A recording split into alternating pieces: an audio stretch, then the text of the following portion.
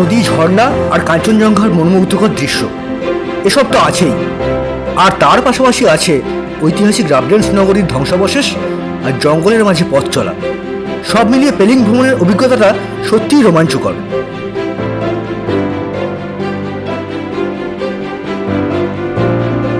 তবে বেশি তাড়াহুড়ো করলে কিন্তু চলবে না, জায়গাগুলোকে সময় নিয়ে উপভোগ করতে হবে। যদি আপনি সামনের ছুটিতে পশ্চিম সিকিম ভ্রমণের প্ল্যান করেন, তাহলে পেলিংয়ের জন্য হাতে রাখবেন অন্তত 2 দিন।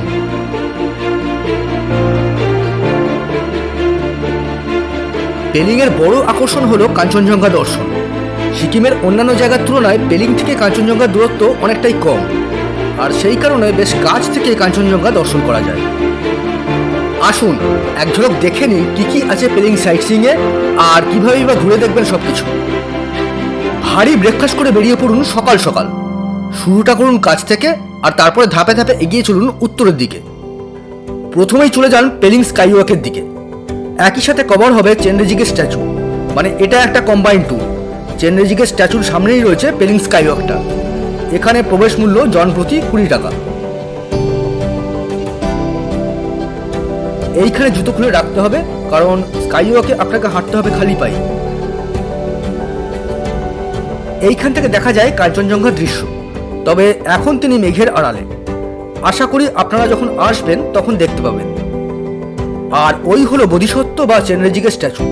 আপনারা স্কাই ওয়াকে একটা পাক দিয়ে তারপরে স্ট্যাচুর কাছে যেতে পারেন। স্ট্যাচুর কাছে সিঁড়ি ভেঙেও যাওয়া যায়, আবার পাশের ঢাল রাস্তা দিয়ে ঘুরে ঘুরেও যাওয়া যায়। আপনাদের যেটা সুবিধে মনে হবে সেটাই করতে পারেন।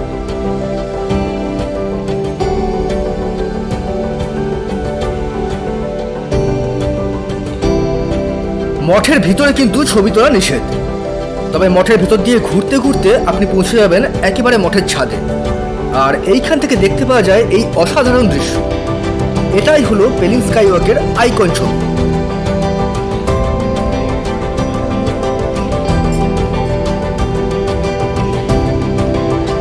এরপর শহর ছেড়ে চলে যান উত্তরের দিকে। শহরের কাছাকাছি বাকি জায়গাগুলো পরের দিনের জন্য রেখে দিন।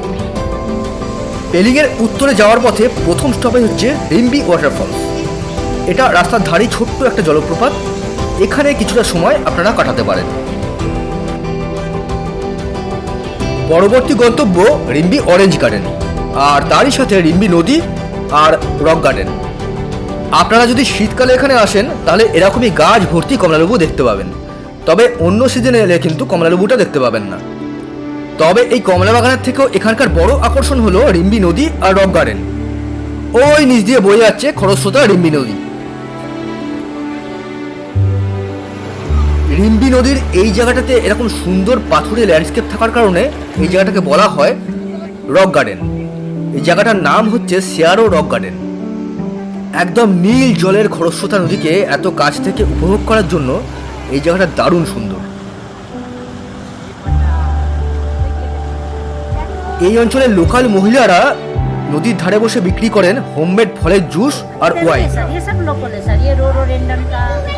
ये वाला पीच का है, ये वाला मिक्स फ्रूट का है, ये वाला रोडोडेंड्रन का फ्लावर का है, ये वाला ब्लूबेरी का है, ये वाला जिंजर का है, ये वाला उसका चेरी का सर।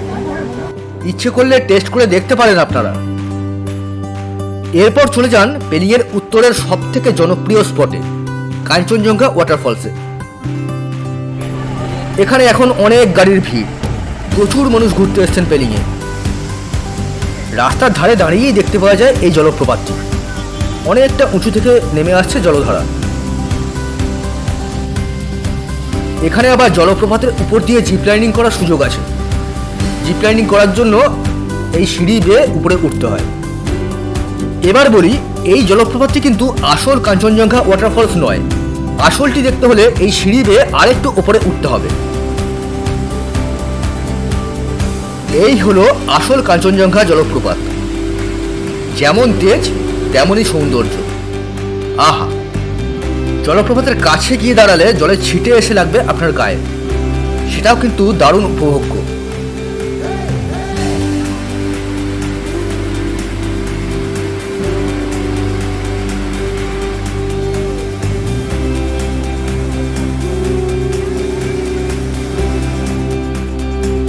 এরপর ফিরতি পথে আপনারা যেতে পারেন খেচেপালিরি লেকের দিকে।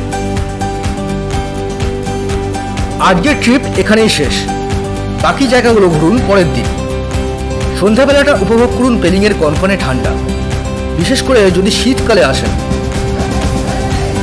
পরের দিন সকালে প্রথমেই চলে যান সিংশোর ব্রিজের দিকে। এখন গ্লাস স্কাইওয়াক তৈরির কাজ চলছে, তাই বন্ধ আছে, তবে কিছুদিনের মধ্যেই কাজ শেষ হয়ে যাবে। ওখান থেকে পেলিংয়ের দিকে ফেরার পথে থামুন ডেন্টাম ভ্যালি ভিউ পয়েন্টে। আমরা এসেছি সন্ধেবেলা, এটাই আমাদের আজকের দিনের শেষ স্পট, কারণ এরপর আমরা এই পথেই কালুকের দিকে চলে যাব। এরপর থামুন চাঙ্গে ওয়াটারফলসের কাছে। এটাও রাস্তার ধারেই একটা দারুণ জলপ্রপাত। অনেকটা উঁচু থেকে 3টে ধাপে নেমে আসছে জলধারা।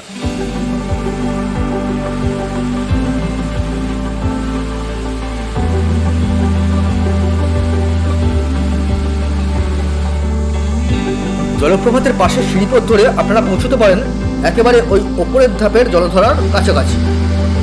এটা কিন্তু ছোট্ট ট্রেকিংয়ের একটা বেশ ভালো অভিজ্ঞতা। এবার একটা কথা বলে রাখি, যদি আপনাদের কালুক আর রিঞ্চেনপং যাওয়ার প্ল্যান থাকে তাহলে এই 3টে জায়গাকে শেষের দিকে রাখবেন, কারণ পেলিং থেকে কালুক যাওয়ার পথেই পাবেন এই 3টে স্পট। সিংশোর ব্রিজ আপনি কালুক থেকেও যেতে পারেন, কাছেই। যাই হোক, এরপর চলে যান টুলকু বার্ড পার্কের দিকে। এখানে একই সাথে কিনে নিতে হবে বার্ড পার্ক আর রাবডেন্স রুইন্সের টিকিট। প্রবেশ মূল্য জনপ্রতি 100 টাকা।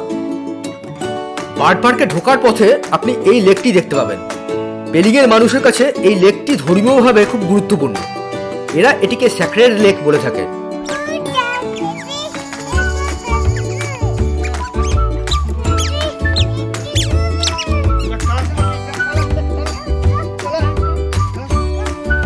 চারপাশে সবুজে ঘেরা রাস্তা দিয়ে কিছুটা হাঁটলেই পৌঁছানো যায় বার্ড পার্কের মেন গেটে। বার্ড পার্কের ভিতরটা বেশ সুন্দর করে সাজানো।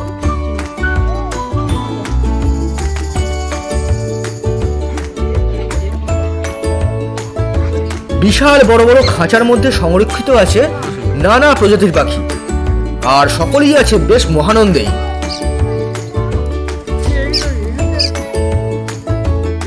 বার্ড পার্কের ভিতরে বিভিন্ন জায়গায় তৈরি করা আছে ছবি তোলার জায়গা। এই বার্ড পার্কটা কিন্তু বাচ্চাদের জন্য একদম দারুণ একটা জায়গা।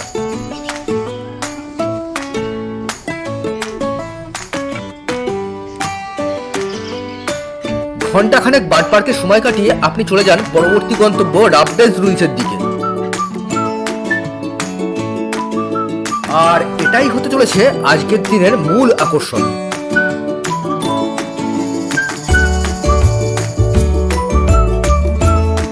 জঙ্গল পথে আধ ঘন্টা ট্রেক করে পৌঁছতে হয় ঐতিহাসিক রাবডেন্সের সদর দরজায়।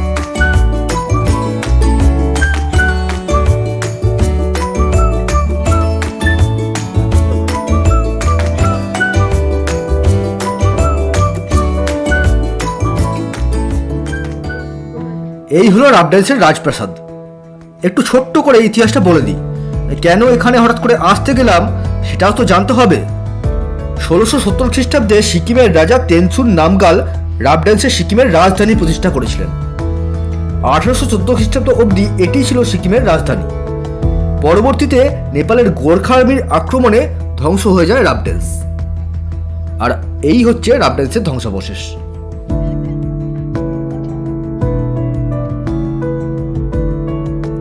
সুতরাং সিকিমের ইতিহাসে রাবডেন্সের গুরুত্ব কতটা তা নিশ্চয়ই বুঝতেই পারছেন। আর এই কারণের জন্যই সিকিম সরকার এই ধ্বংসাবশেষকে যথাযথভাবে রক্ষণাবেক্ষণ করছেন, যা আমরা পর্যটক হিসেবে দেখতে আসছি। এখান থেকে কাঞ্চনজঙ্ঘার ভিউ পাওয়া যায়, তবে আজ তো সকাল থেকেই তিনি মেঘে ঢাকা।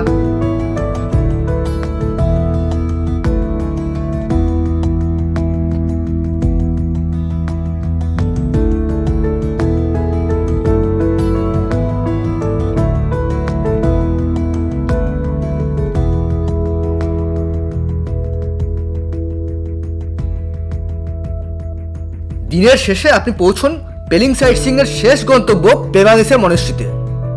এটি হলো সিকিমের অন্যতম পুরনো মঠ।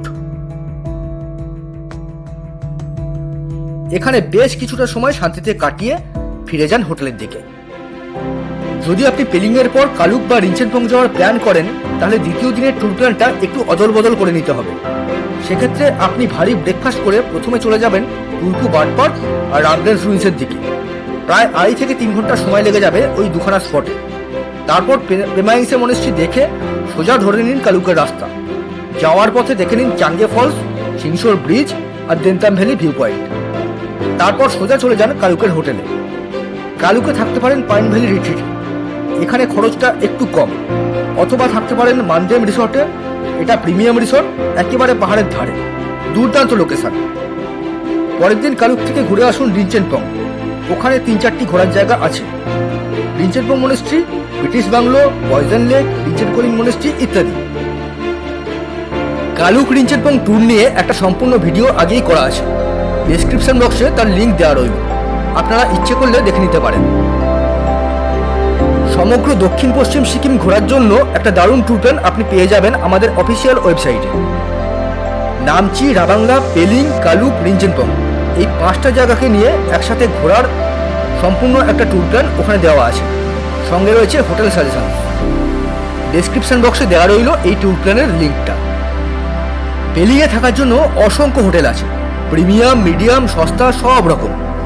তারই মধ্যে সেরা হোটেলগুলো হদিশ পেয়ে যাবেন আমাদের ওয়েবসাইটে, তার লিঙ্কও দেওয়া রইল ডেসক্রিপশন বক্সে। তবে বলে রাখি, আপনি যদি সস্তায় কাঞ্চনজঙ্ঘা ভিউ এবং বাঙালি খাবার সহ হোটেল চান তাহলে সিম্বো হোটেলে থাকতে পারেন। এটি পেলিংয়ের অন্যতম পুরনো হোটেল, তবে এখানে লাক্সারি ব্যাপার স্যাপার বিশেষ নেই, সেটি আশা না করাই ভালো। আজ তাহলে এটুকুই। ভালো করে ঘুরে আসুন পেলিং সহ পশ্চিম সিকিম। কোনো কোয়ারি যদি থাকে তাহলে ডেসক্রিপশন বক্সটা দেখতে পারেন, আর এছাড়া কমেন্ট বক্সে জানান, তথ্য দিয়ে যথাসম্ভব সাহায্য করার চেষ্টা করব। আসি তাহলে এখন, ভালো থাকবেন, সুস্থ থাকবেন, ভালো করে ভ্রমণ করবেন। দেখা হচ্ছে পরের ভিডিওতে।